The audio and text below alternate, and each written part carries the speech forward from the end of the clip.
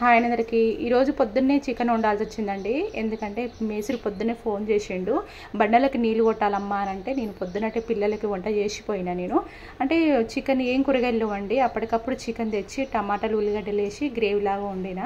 ఎందుకంటే మళ్ళీ అన్నంలో కూడా పనికొస్తుందని నిన్న దోశపిండి రుబ్బుతి పెడితే కొంచెం మిలిగిందండి. అదే పిల్లలకి దోశలు పోసి చికెన్ కర్రీ వండి నేను కూడా తినేసిన. మళ్ళీ వచ్చే వరకు ఎంత టైం అవుతుందని తినేసి వెళ్ళిన పొద్దునట్టే.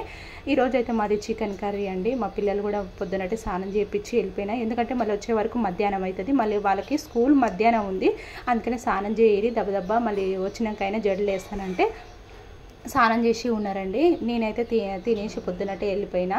నిజానికి అలా చికెన్ కర్రీ దోశలు అంటే దోశ కాదండి, అట్టులాగా పోసిన పిల్లలకి చాలా బాగుంది. మా చిన్న పాప అయితే చాలా బాగుంది అనుకుంటా తిన్నారండి. అప్పుడప్పుడు పిల్లల కోసం ఇలా చేసి పెడుతుంటా అప్పుడప్పుడు.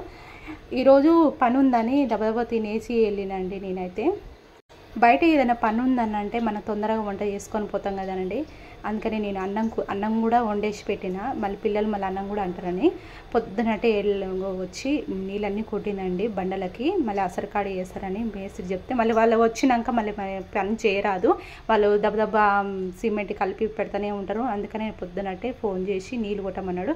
నీళ్ళు అయితే కొట్టేసినండి. రూమ్లో కూడా నీళ్ళు కొట్టమన్నాడు, ఎందుకంటే కొత్త బండలు వేసారు కదా మంచిగా అనగడానికి నీళ్ళు కొట్టమన్నాడు. లోపట మొత్తం కొట్టేసినండి పూర్తిగా. సందులేమో బండలు ఏమీ లేదు, అట్లనే వదిలేస్తాము. పక్కన సందు కూడా వదిలేసినామండి మేము. ఓన్లీ సిమెంట్ వేసి అంతవరకు వదిలేస్తున్నాడు మేస్త్రి. ఇంకో రూమ్లో కూడా నీళ్ళు కొట్టేసినామండి. వాళ్ళు వచ్చేలోపు మనం ఇదంతా పని చేయలేదనుకో సీరియస్ అవుతారు మళ్ళీ మేస్త్రి, అందుకని